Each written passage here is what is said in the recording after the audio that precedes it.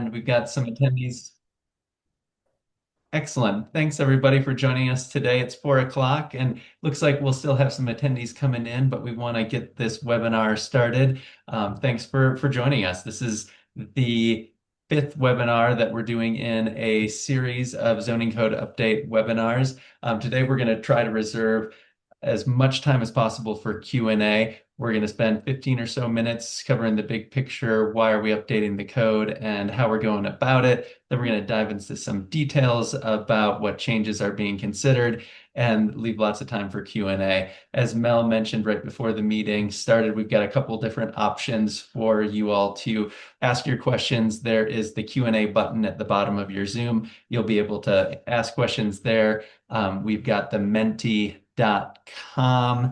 instructions here. You can scan that QR code on your phone or open up menti.com and enter that code. That code's going to stay up for the entirety of this webinar. It'll be on the top of every screen that we have. And then once we get to Q&A, you can, of course, raise your virtual hand and unmute and ask any questions that way too. So we want this to be as educational and informative for all of you as possible, and to have as many questions come in via all the different ways. So while you all get the polling set up with Menti, what we're going to do is just some quick introductions. I'm Miles Graham. I've been moderating these conversations and fortunate enough to have done the same for many different Crested Butte Community Compass meetings and events, and I'll flip it over to Mel. And thanks, Miles. I'm Mel Yama, Community Development Director, and thank you so much for being here today. I'll turn it over to Jesse. I'm Jessie Early. I'm the senior planner here at the town of Crested Butte. I'll turn it over to Caitlin.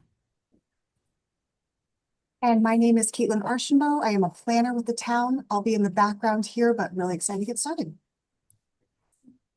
Excellent. Thanks, all. And it looks like we've got a number of folks who have already signed into our Menti, and we had a thumbs up going in our last slide. So what you should have if you're logged in is a prompt that lets us know in a single word, what do you love most about your neighborhood?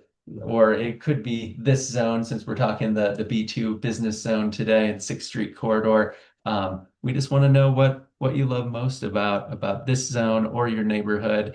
And some of the key themes we've been hearing to date on this one is just the great locations throughout town.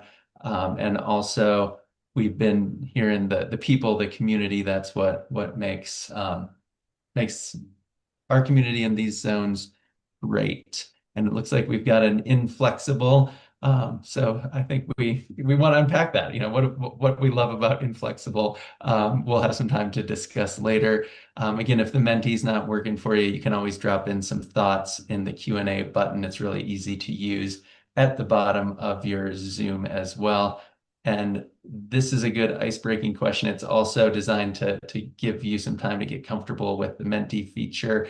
There's going to be a lot more Mentis coming up, and there is a lot to cover today. So we're going to keep on rolling and start talking about the big picture.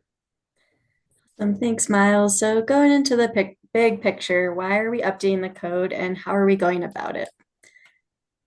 So we love Crested Butte and our small town charm and sense of community.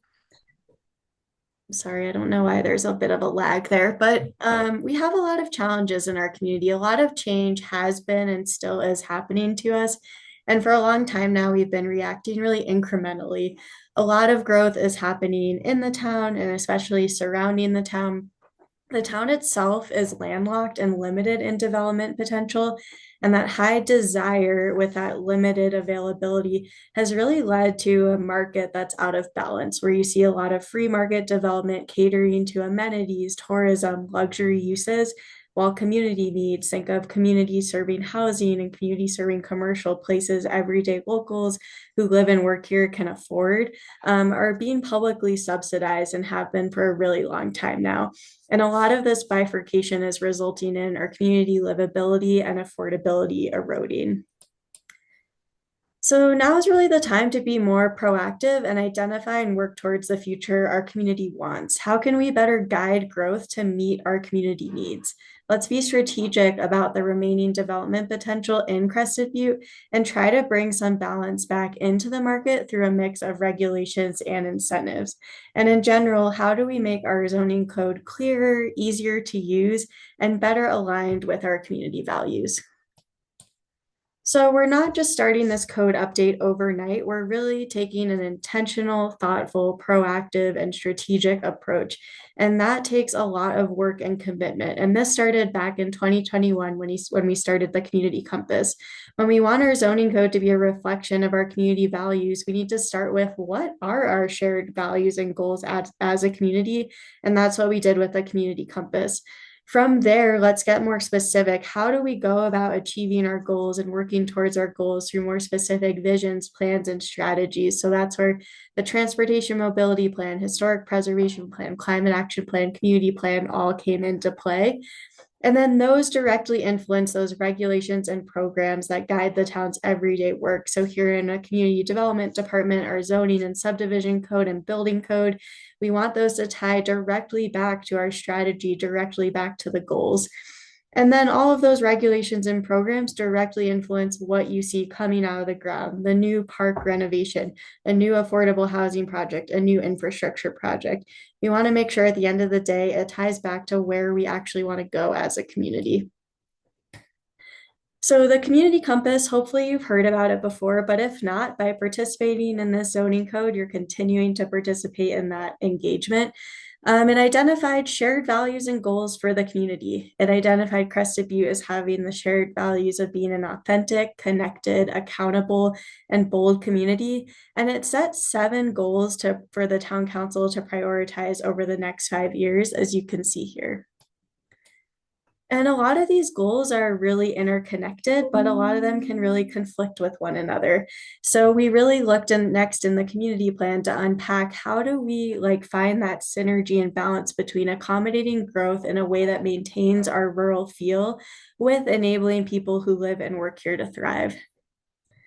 So to look at that, we made the community plan. It was really a vision to work towards our goals with a goal of improving the livability, functionality, and sense of community in Crested Butte by leveraging the town's development regulations to thoughtfully guide free market investment in community serving housing and spaces for businesses and nonprofits. The community plan is essentially our long-term land use vision for the town. And it wasn't our new affordable housing plan of what housing is the town going to build. It was all about how do we look at our development framework to have the free market be a better partner with the town in meeting those goals. And the 2 primary objectives were to, number 1, expand, diversify, and distribute community serving housing.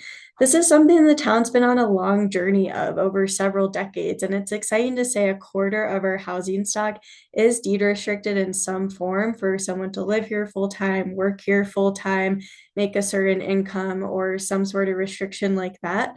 But it's something that we still know is a challenge and is never going to be solved. And how do we continue to expand on that and distribute more of that community serving housing? But the community plan then introduced another objective of facilitating, creating, and preserving community serving spaces. How do we make sure we still have access to those everyday services and commercial needs that make our quality of life and are actually affordable to our residents? Think of things like childcare, an affordable place to grab a bite to eat, a plumber, an electrician, a place every day for everyday retail.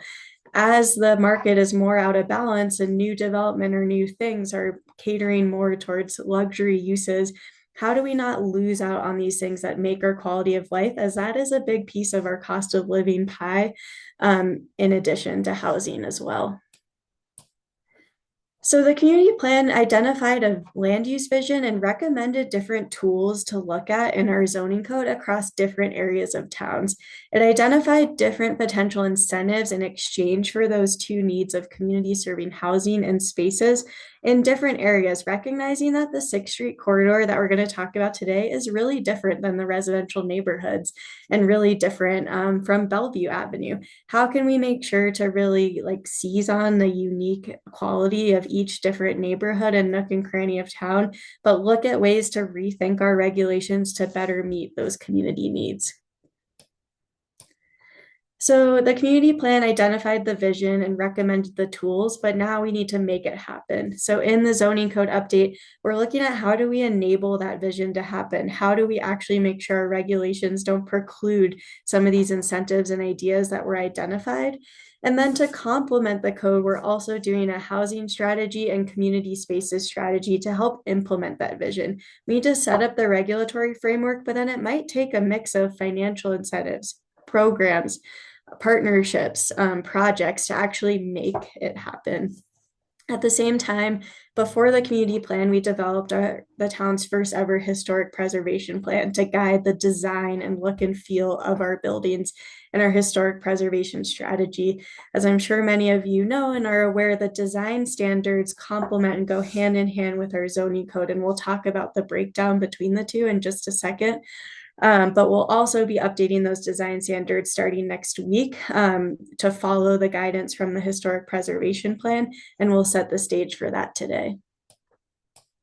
So how are we going to update the zoning code? This is a big undertaking. I don't think we've ever heard of a full overhaul of the town zoning code since it was first created back in the 70s. So we really want to make sure to do it thoughtfully and do it with you. Since the community plan was adopted in July, we've done a lot of internal review and preparation and a lot of work sessions with BOZAR, the Board of Zoning and Architectural Review, to understand what's working well, what's not, what can be improved, and start to put together really a framework to build off of. Now we're in this community outreach phase where we're doing these code webinars, of 7 of them total. If you are interested in other zones, check out the website for the recordings, and then we have 2 more after this. And then we have an open survey till December 19th that will give a link to you at the end where you can really think on a lot of these proposed considerations and take some time to give some feedback on those. At the same time, we're doing a technical and market analysis of those proposed incentives we identified in the community plan, and that we'll introduce today to really look at what's market feasible as well.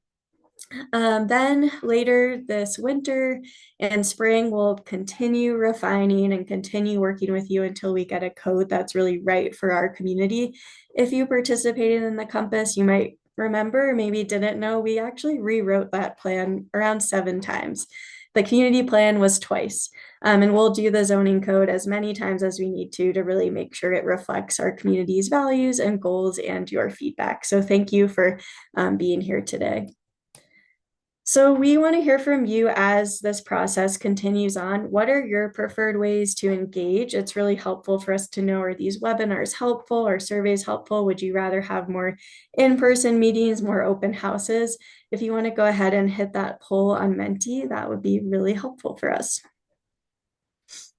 And Mel, while we're giving folks a chance to respond to this, if you're just joining us, it looks like we've got about 3 members on the Menti. You can join the polling process really easily at menti.com at the top of your screen there, and then use that code. You can also use the Q&A button at the bottom of your screen if it's easier to go that route. But options here, we just want to take the temperature on how familiar, how would you like to engage with the zoning code?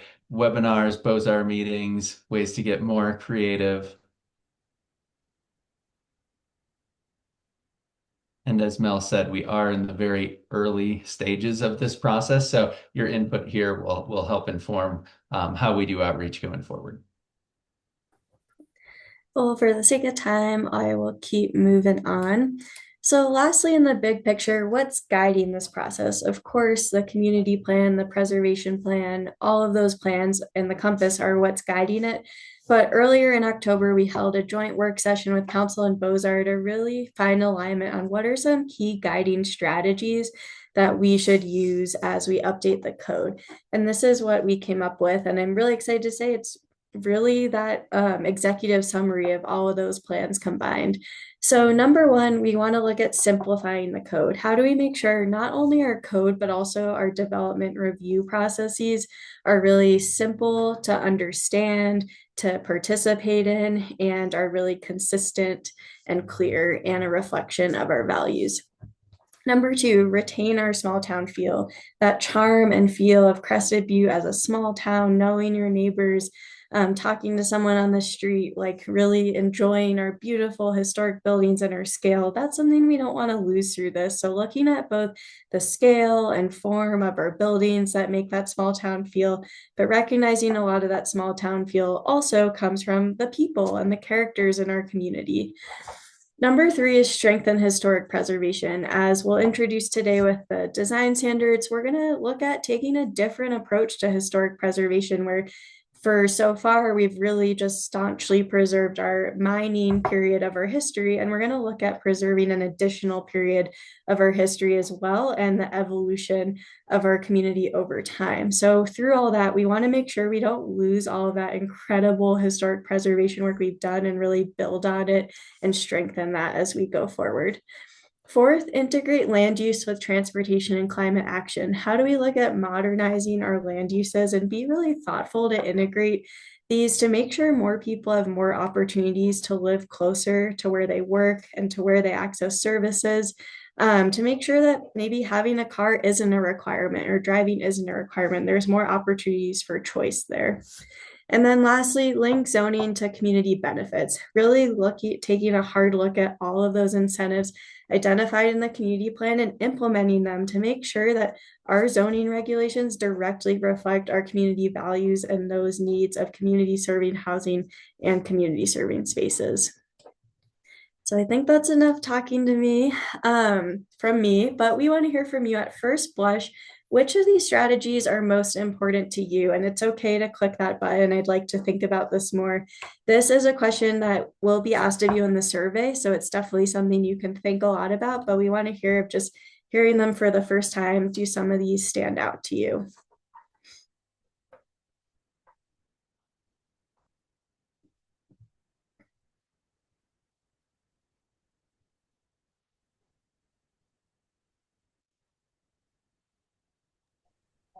And some of the early returns coming in, the simplification of the code, integrating it with land use and transportation, coming out as some of the strategies that are most important. And as Mel said, if you need to think about this more, the survey that we'll be sending out after this webinar, you'll each get a link to a more in-depth survey that you can go deeper on as we enter into this process. So in the interest of time, let's keep it moving. And as we dive into the details, we first just want to take one more poll on how familiar are you with the existing zoning in the town. It can range anywhere from, what the heck is zoning, might be some sort of regulation, to on the other end of the spectrum, being an expert locally, maybe even nationally, or somewhere in between. How comfortable and familiar are you with the town zoning currently? All right, we've got some expertise in the webinar. I love it. Even more. Excellent. Awesome. Awesome. Well, let's keep moving, and I think Jesse will walk us through. And we've got some good familiarity with Beaux-Arts requirements coming in late. So I'll flip it over to Jesse on what is zoning anyways. Thanks so much. So I know some of you are very familiar with zoning, but we didn't want to assume that everyone knows what zoning is. So zoning is basically the way a city or a town divides the land into different areas called zones to control how property is used and developed. And each zone district has its own rules about, and it's the things that you're seeing on the screen here. So the use of that property, the density, so floor area ratio, and we'll talk a little bit more about that here in a bit. Fit, so how does the parking, the lot and building measurements, the setbacks all make that building fit on the site? And then there are other things that come into play like demolition, floodplain, and a litany of other things. The main goal of zoning is to make sure that land is used in a way that's safe and organized and supports the community's overall plan for growth. Next slide, please. So with that in mind, we know the zoning code is one piece, but development's regulated by multiple factors that work together to ensure that projects are safe, like I said, appropriate and consistent with the community goals. For our community, zoning code is one piece, design standards is another piece to say how does the building look? What is the masculine form? What does the site live and look like? Other things that come into play are building codes and also subdivision regulations. Um, Together, these layers of regulation shape how the development happens. So it balances private property rights with public safety and then the community's vision. So these development review processes are evaluated as part of each application that we get. Next slide, please. So our task as part of this update is to ensure that these processes are easier to understand and more efficient. For example, we questioned, could staff review certain projects that check certain boxes that make sure they're meeting the community's goals administratively, rather than sending every project we have to the full Beaux-Arts or insubstantially to the Beaux-Arts chair right now to help streamline that review process. Whereas more difficult or challenging projects that don't check all those boxes maybe do go through the full formal project process. So we're trying to evaluate that as part of this process. And to give some context on the zoning code update, any changes being considered would influence development going forward. So it wouldn't come in and say, okay, now you have to change this on your site plan, or now you have to change the use of your current building. It would only influence anything going forward. And recognizing that Crescent Butte is pretty built out and the town does have already really strong demolition regulations that we will go over today. A lot of these changes will be very slow and incremental, but can have an influence in the long term. So what this map shows is vacant lots in the town, and there's not a lot of them, and we'll likely see very incremental change in that already our pace of development is small, where maybe on a high year, we might see a dozen or so residential developments would be on the high end, would you say, Jesse? So we're looking at very incremental change, not like a drastic brand new neighborhood or subdivision coming online. So let's dive into the B2 zone. Today, we're talking about the 6th Street corridor. The general intent here is to support business development in a way that provides the welcoming gateway into Crested Butte. I want to go over the first draft of the zoning map with you to talk about how we might look at some changes on here, and then we'll dive into the key provisions. And again, as Miles said earlier, this is very much just the first draft of consideration. So we're really excited to get your feedback on a lot of these provisions. As far as the map goes, a couple tweaks we're looking to make to the B2 zone is previously there was a zone adjacent to B2 called the tourist zone. And we're looking at essentially splitting that zone into having the more commercial uses join the B2 zone. So think about like the Clark's area, the Christiana guest house and the hostel and those business uses, recognizing they're more business, where then the rest of that tourist zone, which is mostly high density residential housing, would join the R4 zone, which is the higher density residential housing district, with the goal there to really more reflect what is actually there, where the tourist zone, a lot of those uses actually aren't even allowed in that actual zone. A couple of changes with the map as well. We're looking at a different approach to historic preservation that would influence the design standards. So previously, the full town boundary was the local historic district, meaning anything built within the town had to adhere to the design standards to be built like it came from the coal mining era of the town's history. The historic preservation plan calls for taking a bit of a different approach to really continue preserving that period, but recognizing the other periods of our history too. So what it's looking at doing is instead making this overlay zone of the mining era period of significance, which is this red outline here. It's a buffer around the National Historic District and the National Historic Core. So I would say any property not in the B2 zone today, but if you were at the B1 webinar last week, if you fall within that overlay zone within the red boundary, you would go to that chapter of the design standards to go over the mining era design standards. It also then calls for adding a new period of significance to represent the early recreation and ski era when the town transitioned from a coal mining town into a ski recreation focused town. And that's from the 60s to the mid 80s. So that's something that we're currently doing a survey on to better understand architectural integrity and significance of any buildings built during that period.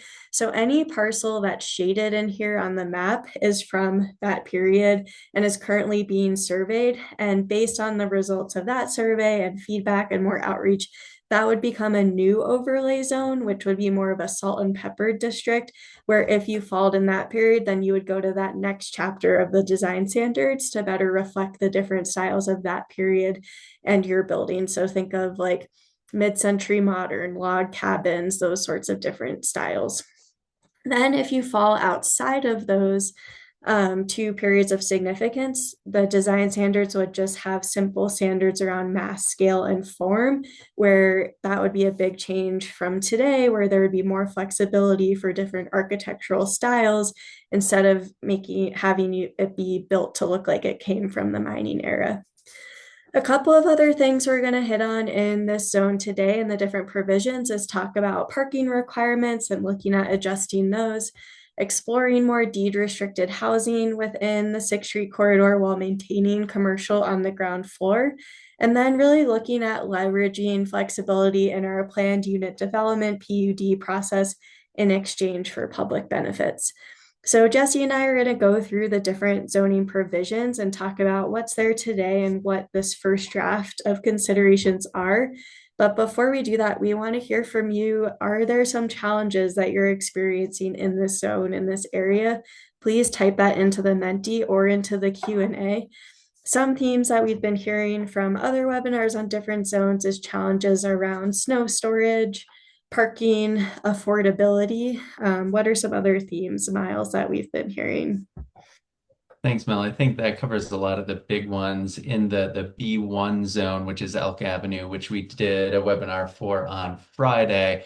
We also heard in the commercial zones, in the business zones, I should say, there's an intensity of use there that can spill over into and be felt in some of the adjacent zones. So that was one other thing that we heard. So we'd love to know, as Mel said, what challenges do you see in this particular zone, the B2 zone along 6th? And this is also a good time to transition to that Q&A button. This is our last Menti poll today. And then as we go through the more detailed current and proposed changes in this zone, that Q&A function should be really handy for anyone who wants to ask a clarifying question and use that function. It's pretty quick going forward, and we're going to be transitioning in that direction after this poll. Well, I'm glad to see the B2 zone is perfect and we have no challenges, but I'm just kidding. But for the sake of time, we'll keep moving on. But as Miles said, please type questions into the Q&A as we go. Okay, so we're going to start off with land uses. Many of the zone districts, including this one, as you can see on the left, have a long list of uses, either permitted or conditional. Permitted means they can be done by right with no review process. And then conditional means that some level of review is required. For our town, this currently means that Bozar would review those use changes. So on the left, you can see what's currently in the code for uses permitted on the top, conditional on the bottom. I'm going to quickly review what's going to be kept, what's going to be cleaned up, what's going to be added, and what's going to be removed because we know we're moving through this quickly. So things that will be kept are public transit stops, public recreation trails, public museums, lodging, office uses with horizontal zoning. Applicable, retail, commercial establishments, micro distilleries, restaurants, and bars. These would all be permitted uses rather than conditional uses. Many of those are conditional uses currently. Dwelling units, accessory buildings, public transit facilities, auto-related uses, light industrial as a conditional use would all be conditional uses. The light industrial, I wanted to put the an asterisk by that, just is just a placeholder for things like coffee roasters or things that might have been previously called a shop craft, for instance. So we're retaining the C zone for those more industrial, light industrial uses, welding, those kind of things, but just for discussion anyway. We're cleaning up office uses. We have a lot of office uses on the left that they all serve as office uses, and just trying to clean that up and consolidate those on the right in what's being proposed. We're adding local serving retail establishments, as Mel kind of overviewed from the community plan earlier. Restricted food service would be added as a permitted use within the zone, and congregate housing would also be added as a conditional use within the zone. Some of the things that would be taken away would be open use recreation sites, hospitals, rental, repair, and wholesaling, parking areas, clubs and recreation clubs, fraternities and sororities, funeral parlors and mortuaries, hotels, motels, lodges, marijuana uses, greenhouses, both commercial and non-commercial, and motor vehicle rentals. The marijuana uses, I just want to also put a star there that the C zone allows those uses. They were allowed also in the B2 zone. One of our proposals is to remove that. We don't currently have any in the B2 zone, so it's not really restricting them. So just for discussion again. All right, so moving on to parking, what the zoning code does is require how many parking spaces on site are required as relating to different uses. So I do want to clarify that private off-street parking is what parking you're providing on your site, where then we do have a lot of public parking on street available throughout the town. So as you can see here at ACE, what's highlighted in the turquoise here is that public on-street parking, and in yellow is what's private and off-street. The current code has absolute requirements around how many spaces you need to require for different uses. So for example, for a restaurant, it says 1 space for every 500 square feet of usable space, and ramps up from there. Or for retail and office, 1 space for 500 square feet of usable space. In the first draft of considerations, we're not proposing any changes to commercial uses except to really just take a look and evaluate them against industry standards to make sure it's modernized and really consistent. Is it the right ratio? Are there updates that need to be made there? And then also looking at updating our payment in lieu fee of parking and recognizing that instead of requiring so many spaces for a single serving development, could we really leverage that payment in lieu to first reflect the actual cost it is to build a parking space, because our cost has not been updated in a while, but then to leverage that funding to go towards more shared parking and multimodal solutions like transit, higher frequency, more stops, things like that, or a park and ride, for example, or those sorts of things that could be shared among many developments. I do want to recognize, I know that the payment in lieu of parking fee can be inhibiting for a lot of development. So with that, we do want to look at, are there opportunities for exemptions for things like those local serving businesses that meet a certain criteria? Can we leverage exemptions there? And then for residential, which in this zone, we're exploring for different parts of the development as long as ground floor commercial is maintained. We're looking at, instead of going from an absolute parking requirement to a parking minimum and having a lower minimum to take the control out of the town dictating you have to have this many parking spots, for then the development or the homeowner or the developer to say, this is how many parking spots I need to have a market viable product or that meets my needs. So what we're looking at doing is for residential, requiring a minimum of 1 space per unit within this zone, having an option for payment in lieu, like on Elk Avenue. And then for deed restricted residential units, considering as a first draft, do we not have a minimum? And instead, could we leverage available on-street parking, look at tools like parking permits or parking management solutions in areas where that's really needed? So we have deployed that in certain areas of town so far. It's still a work in progress, but it has started to make a difference to leverage that on-street space instead of requiring it off-street, because it can take up a lot of space on a site. And then one of the biggest changes for the B2 zone is right now, this is the only area in town where underground parking is allowed and actually incentivized, with an FAR bonus. And we are looking at prohibiting underground parking and recognizing there are a lot of infrastructure and environmental issues that come with that, especially with infiltration and issues with our wastewater and stormwater.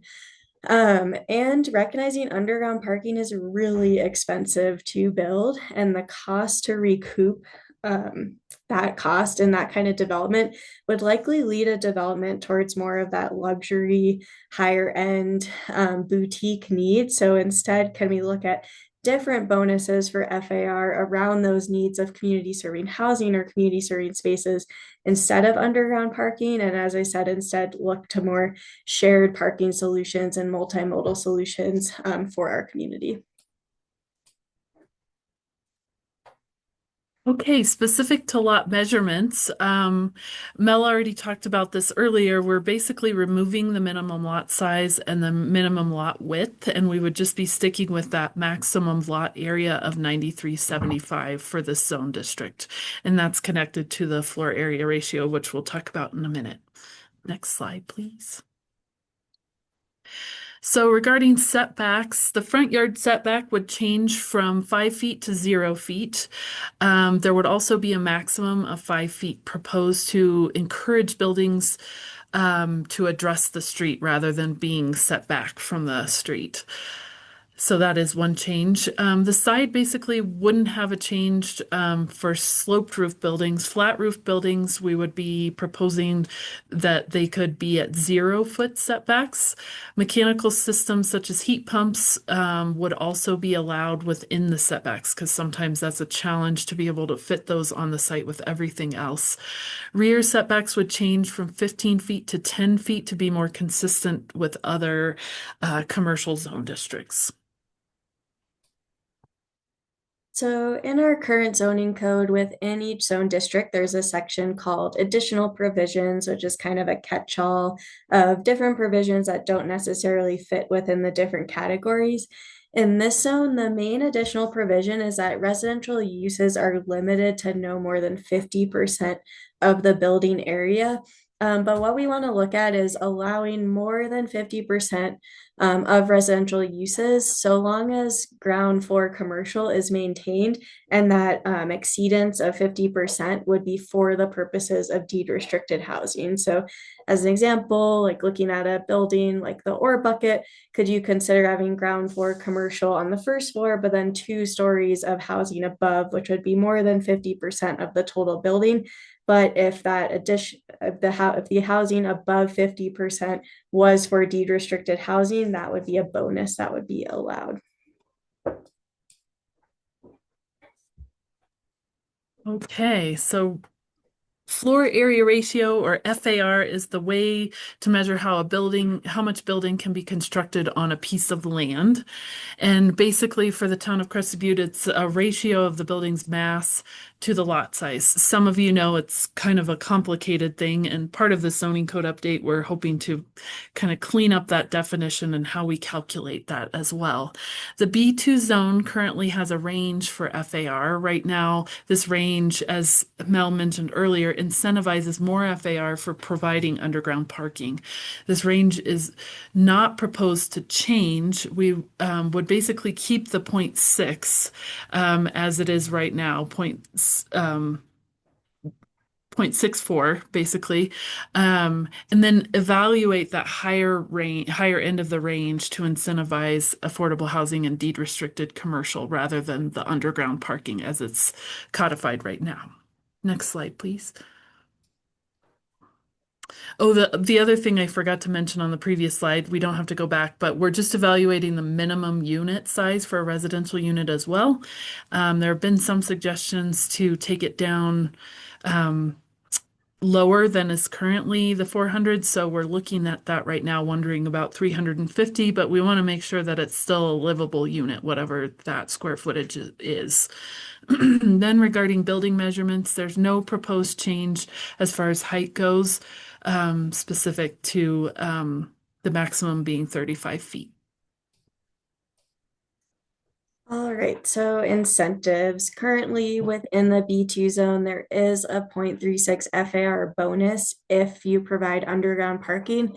And then we also have the planned unit development process, which provides opportunities for flexibility in exchange for public benefit. So the Academy Place project here on the left was an example of a PUD. They provided an additional deed restricted housing unit beyond the one that was required of our resident occupied affordable housing regulations, which is essentially a housing mitigation of calculating how many housing units or payment will you need to provide based on how many employees your development will generate.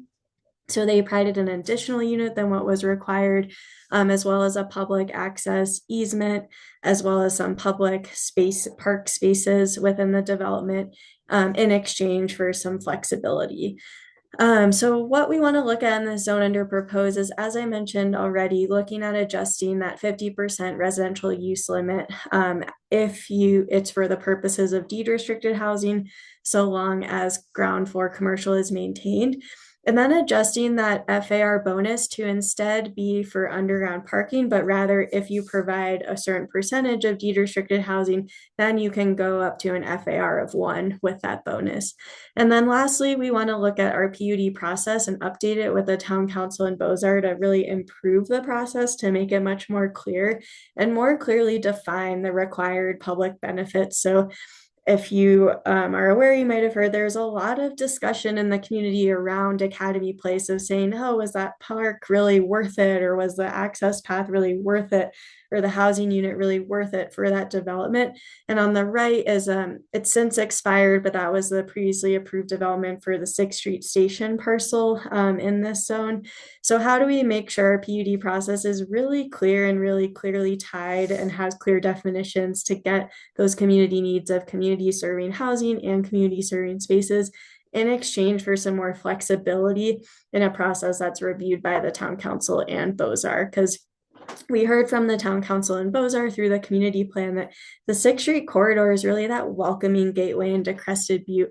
And we want to be really thoughtful about what type of flexibility or incentives are given and how that corridor develops. If you join us tomorrow afternoon for the Bellevue, the C zone, we are going to be looking at embedding some more incentives within the zone itself, like height and things like that, in exchange for community serving housing or community serving commercial.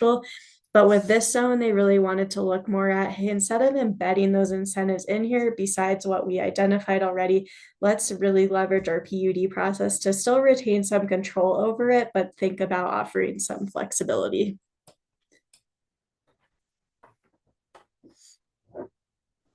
So regarding demolition, our demolition ordinance, which was put into place in 2019, would be kept and strengthened. Specific to residential construction, this ordinance right now requires that if a building is approved for demolition or relocation, and is less than the maximum FAR, to reach the maximum FAR for the site, within the redevelopment plan, an accessory dwelling unit must be part of the redevelopment plan. But again, that's specific to residential, so there may be language needed to be added for commercial development, for instance. There will also be a section added pertaining to the buildings from the new period of significance, as Mel mentioned, from the recreation era. And then we're also looking to create incentives for stabilization and maintenance for buildings within each period of significance, because we do know that it's costly to maintain and keep those structures up and in good working order. Next slide, please. And Mel already kind of talked about this, but we're kicking off the design standards update next Tuesday at Bozar, November the 18th, and that will start at 5:30. We'd love it if you all could come either via Zoom or in person. It'll be interactive with our consultants that were hired.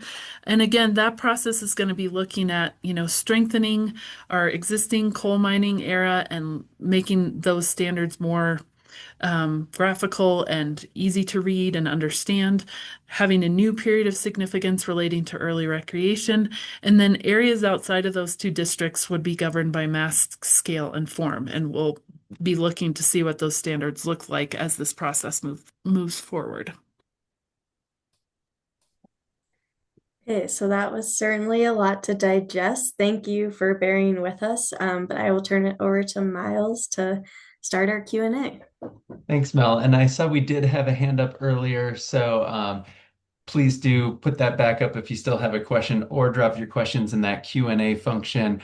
While we wait to see if any other hands go up or we get some questions through the Q&A button, we wanted to just call out that all of you will get a link to the survey as follow-up from this. That'll have information on everything we went through today, as well as opportunities to provide some more detailed feedback from what we've done today. But we certainly want to make sure we reserve the rest of the time for clarifying questions from you all. So again, drop those in the Q&A function or raise your virtual hand and you'll be able to unmute and ask us.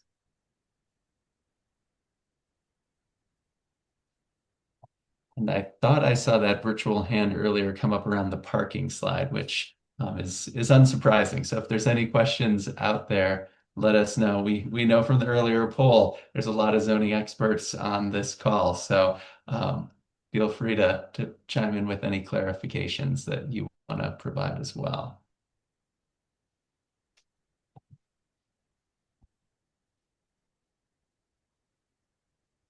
And it looks like we've got a question coming in through the Q&A button from Ben. Will we have access to this presentation to review it further? Yeah, it's a great question, Ben. So after this webinar, we'll send out a recording of the webinar, a link to the survey, as well as a fact sheet. So on our website there, we have a fact sheet for each zone, which takes all the slides, but puts in a document form around the different provisions, the current and the first draft of proposed considerations. And we certainly know this is a lot to digest, so having these materials hopefully will help you process and provide some input via the survey, which is going to be open until December 19th.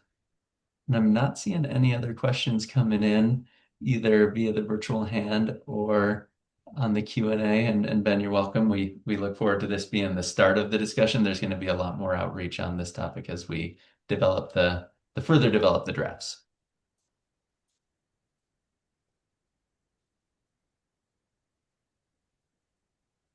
Well, and we will be here to answer your questions as they come in. We don't want to hustle anybody out today since we did schedule this until 5. So if there are no other questions that we see coming in, and it looks like a few folks have dropped off, you can always go to the town website and respond to that email that you get later today. Take the survey. There's going to be a lot of different ways to get engaged on this effort.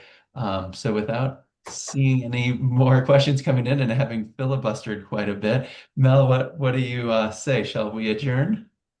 Yeah, just thank you so much for your time today. This zoning's complex, and I know every zone is unique, and there's a lot that goes into these considerations, but a lot that will go into refining them with you all. So, in addition to the materials online and the survey, please reach out to us if you'd like to meet, if you want us to come meet with you at your property or meet over coffee or talk on the phone with more specific questions. We would love to do that. So please reach out. You can reach us at planning@crestedbutte-go.gov or come stop by the community development office at Town Hall. And we really look forward to working with you all through this process.